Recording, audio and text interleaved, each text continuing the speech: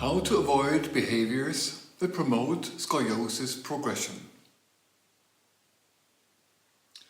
Exercising 20 minutes a day is not enough to influence the progression of scoliosis.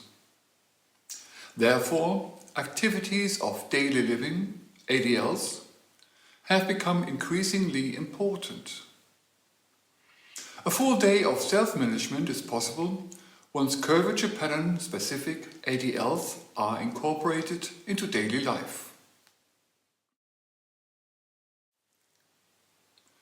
It is generally accepted that thoracic flat back may promote thoracic idiopathic scoliosis. If rotation and lateral deviation of the spine are secondary characteristic patterns of idiopathic scoliosis, then it should be possible to correct or improve the three-dimensional deformity of scoliosis to some extent by the application of sagittal forces alone. Recent scientific evidence on the correctability of scoliosis concludes that scoliosis can be reduced by a simple corrective movement.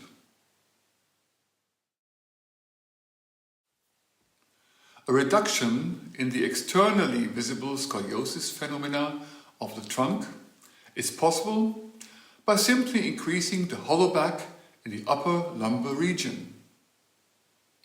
For this reason, exercises to strengthen the lateral profile, the so-called sagittal profile, have recently been integrated more and more into the short treatment concept. These exercises are called physiologic exercises. These physiologic exercises can be used as scoliosis correcting postures in everyday life. In people living in a natural environment, a forward placement of the trunk can often be observed and is therefore considered natural and sensible. Here we can see the differences in posture seen from the side. On the left, poor posture, in the middle, relaxed posture, and on the right, relaxed physiologic posture, just by weight bearing on the forefoot. These postures are easily achieved during daily activities.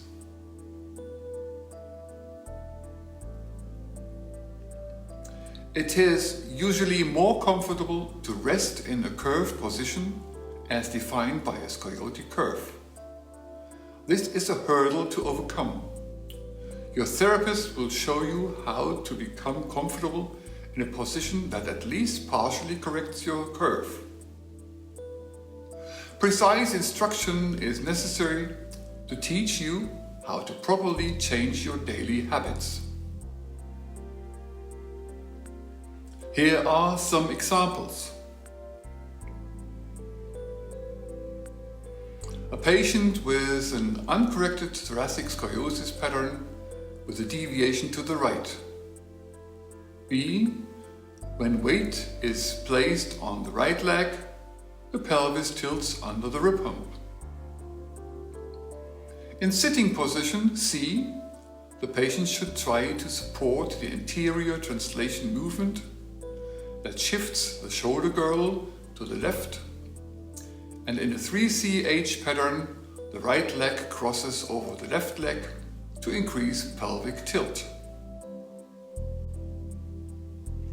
A patient with a double major curve, thoracic to the right. During daily activities, care must be taken to introduce a translational movement to the left. B. This is supported by the shoulder girdle shift to the left. It is important not to elevate the right pelvis in order to open the lumbar curve. In the sitting position, the left leg is crossed over the right leg to keep the right pelvis down, which keeps the lumbar concavity open. You can see this at C. A. A patient with a single lumbar curve. In this case, it is usually not necessary to focus on the smaller secondary non-structural thoracic curve during daily activities.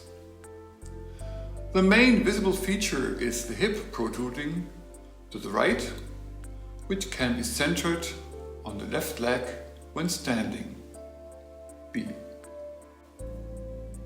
When sitting, the load should be on the right lateral gluteal region, which automatically moves the pelvis to the left against gravity in the direction of correction.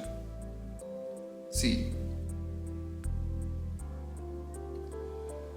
Wipe your neighbor off the table.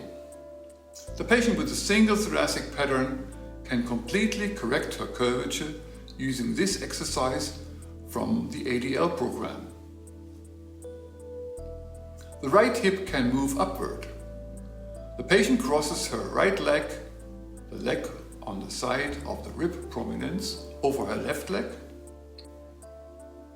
For a double curve pattern from thoracic to right, the left leg, the leg on the side of the costal cavity, must be crossed over the right leg to prevent the right hip from moving upward.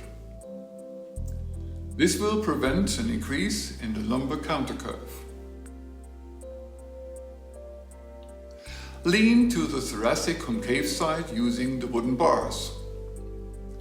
The patient with a single thoracic pattern to the right, who is still very flexible, can completely correct her curve using this exercise from the ADL program. She also corrects the flat thoracic back by simply pushing her chin outward. Here are some more examples.